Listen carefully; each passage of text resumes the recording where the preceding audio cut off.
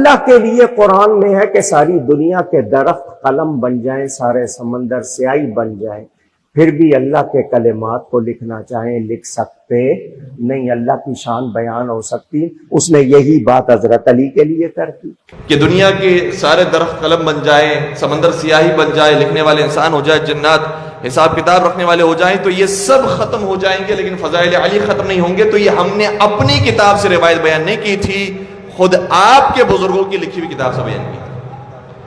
اور کون کون سی کتابوں کے اندر ہم نے اس کے حوالے کو جمع کیا ہے، چند ایک حوالے آپ کی بیان کر رہے ہیں۔ علامہ خوارزمی حنفی نے اپنی کتاب المناقب صفحہ نمبر 18 پر اس روایت کو لکھا ہے۔ علامہ گنجی شافعی نے الکفایت الطالب صفحہ نمبر 125 پر اس روایت کو لکھا ہے۔ ایک حوالہ ہم نے علامہ حنفی کا دیا، ایک شافعی کا دیا۔ تیسرا حوالہ لسان المیزان میں اسقلانی نے جلد نمبر 5 صفحہ نمبر 62 پر اس روایت کو لکھا ہے۔ چوتھا حوالہ میزان الاعتدال میں علامہ ذہبی نے صفحہ نمبر 467 پر اس روایت کو لکھا ہے۔ پانچواں حوالہ ینابع المودات میں علامہ سلیمان قندوزی حنفی نقشبندی نے جلد نمبر 1 صفحہ نمبر 364 پر بھی اور جلد نمبر 2 صفحہ نمبر 254 پر بھی اس روایت کو لکھا ہے۔ تذکرۃ الخواص میں سبت ابن جوزی جلد نمبر 1 صفحہ نمبر 167 پر اس روایت کو لکھا ہے، اور بے شمار اہل سنت عالم دین ہیں کہ جنہوں نے اس روایت کو نقل کیا ہے۔ تو اگر آپ یہ فرماتے ہیں کہ یہ روایت وہ ہے جو قرآن کی آیت سے ٹکرا رہی ہے، تو کیا یہ آپ کے بزرگان قرآن کی آیت سے واقف نہیں تھے؟ کیا انہوں نے اس قرآن کی آیت کو نہیں پڑھا، نہیں سمجھا تھا کہ قرآن میں پروردگار اپنے بارے میں کہہ رہا ہے اور ایک مقام پر نہیں مختلف مقامات پر کہہ رہا ہے، تب بھی اپنی کتاب میں اس روایت کو لکھ دیا؟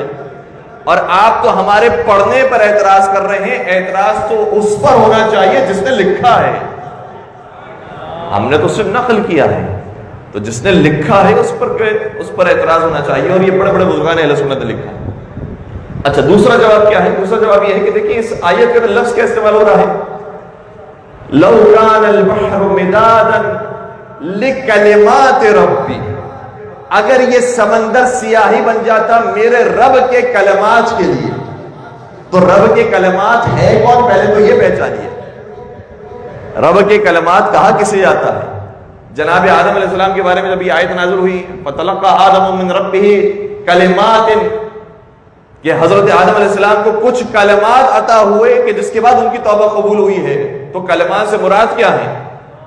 کلمات سے مراد اللہ اکبر، لا الہ الا اللہ، الحمدللہ یہ نہیں ہے، بلکہ ہم اپنی کتاب سے نہیں، خود کتب اہل سنت کے اندر اس روایت کو علامہ سیوطی نے در المنصور کے اندر ذکر کیا ہے، شواہد التنزیل میں علامہ حسقانی نے ذکر کیا ہے، اور دیگر بزرگان کی اگر ہم بات کریں تو خود ایک بہت بڑے اہل سنت عالم دین کہ جن کا نام گنجی شافعی، انہوں نے اپنی کتاب کفایت الطالب کے اندر اس روایت کو ذکر کیا، اور بہت مختلف علماء کرام نے اس بات کو ذکر کیا ہے کہ حضرت آدم علیہ السلام کی دعا جن کلمات کے ذریعے قبول ہوئی ہے وہ بمحمد وعلی وفاطمہ والحسن والحسین ہے، یہ پنجتن پاک ہی کلمات رب ہیں کہ جن کے صدقے میں دعا قبول ہوئی۔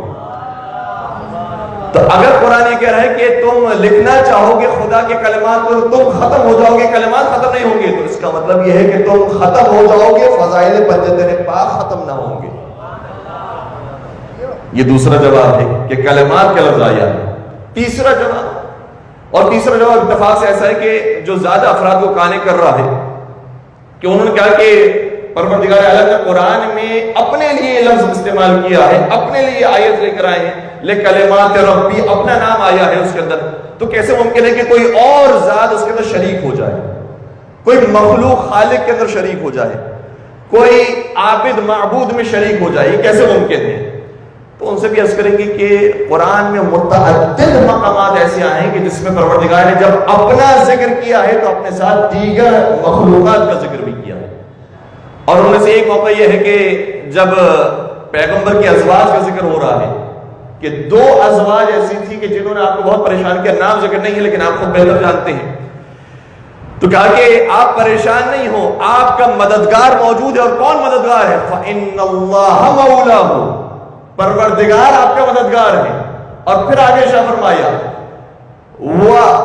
وَجِبْرَئِیل وَصَالِحُ الْمُؤْمِنِينَ، اور آپ کے مددگار جبرائیل ہیں اور صالح المومنین ہیں، یعنی امیر المومنین حضرت علی بن ابی طالب علیہ السلام۔ تو جو مولا کا لفظ ہے اس آیت میں خدا نے اپنے لیے بھی استعمال کیا، جبرائیل کے لیے استعمال کیا، صالح المومنین کے لیے بھی استعمال کیا۔ اور پھر وہ آیت جو ہم اور آپ سنتے رہتے ہیں کہ ان اللہ و ملائکتہ یصلون علی النبی یا ایھا الذین آمنوا صلوا علیہ وسلموا تسلیما، اس میں آیت کیا کہہ رہی ہے کہ پروردگار بھی صلوات بھیجتا ہے اور اس کے ملائکہ بھی صلوات بھیجتے ہیں۔ تو کیا ملائکہ مخلوق نہیں ہے اور خدا خالق نہیں ہے؟ تو خدا جو کام کر رہا ہے وہی اس کی مخلوق بھی کر رہی ہے۔ تو کچھ کام ایسے ہیں کہ جس میں خدا نے اپنی مخلوق کو ذکر ساتھ کیا ہے۔ البتہ جب ایک ہی کلمے کے ساتھ دونوں ہستیوں کا ذکر کیا جائے گا تو خدا کے لیے معنی اور ہیں، ملائکہ کے لیے معنی اور ہیں۔ خدا خود رحمت نازل کرنے والا ہے، ملائکہ دعائے رحمت کرنے والے، یہ فرق رہے گا، لیکن لفظ ایک ہی استعمال ہوا ہے، ان اللہ و ملائکتہ یصلون علی النبی۔ اللہ بھی صلوات بھیجتا ہے نبی پر اور اس کے ملائکہ بھی بھیجتے ہیں، دونوں کے لفظ استعمال ہوا۔ اور اس سے بڑھ کر ایک اور آیت، جب نبی کا تعارف ہو رہا ہے تو شرح لقد جاءکم رسول من انفسکم عزیز علیہ ما عنتم حریص علیکم بالمؤمنین الرؤوف الرحیم، یہ رسول تمہارے پاس آیا ہے، یہ تمہیں میں سے ہے، اس کے اوپر بہت سخت ناگوار گزرتی ہے وہ بات کہ جب تم پر مشقت اور مصیبتیں آتی ہیں اس کے لیے بڑی سخت گزرتی ہے اور ناگوار گزرتی ہے۔ حریص علیکم، وہ تمہارے لیے بہت لالچی ہے، وہ تمہاری مدد کرنا چاہتا ہے، تمہارے لیے پریشان ہو جاتا ہے، وہ رسول وہ ہے۔ اور پھر آگے میں فرمایا بالمؤمنین الرؤوف الرحیم، اور یہ رسول وہ ہے جو رؤوف بھی ہے اور رحیم بھی ہے۔ تو مجھے بتائیے رحیم کیا پروردگار کی صفت نہیں ہے؟ کیا ہم بسم اللہ الرحمن الرحیم نہیں کہتے؟ الحمدللہ رب العالمین الرحمن الرحیم نہیں کہتے؟ تو وہ خدا جو قرآن میں اپنے آپ کو رحیم کہہ رہا ہے وہی خدا اپنے رسول کے لیے بھی رحیم کا لفظ استعمال کر رہا ہے۔ تو اگر کچھ چیزیں پروردگار کے لیے ہیں تو ایسا نہیں ہے کہ وہ چیزیں اس کے مخلوقات کے لیے نہیں ہو سکتی۔ پروردگار دینا چاہے تو اس کے دینے میں کیا کمی ہے؟ اگر خدا نے کسی کو یہ صلاحیت دی ہے کہ جس طرح سے خدا مخلوقات کو پیدا کرتا ہے اسی طرح سے حضرت عیسیٰ ٹھوکر مارے تو مردہ زندہ ہو جائے، حضرت ابراہیم پرندوں کو زندہ کرنا چاہے تو پرندوں کو زندہ کر سکے، تو اگر خدا اپنی مخلوقات کو یہ اوصاف دینا چاہے تو دے سکتا ہے، اس کے خزانے میں کوئی کمی نہیں ہے۔ اسی طریقے سے جس طرح سے پروردگار نے اپنے کلمات کے بارے میں کہا ہے کہ اس کو لکھنا چاہو گے تو سیاہی ختم ہو جائے گی لیکن میرے کلمات ختم نہیں ہوں گے، اسی طریقے سے بیان فرمایا کہ فضائل علی ابن ابی طالب علیہ السلام کو لکھنا چاہو گے تم ختم ہو جاؤ گے لیکن فضائل علی ابن ابی طالب ختم نہ ہوں گے۔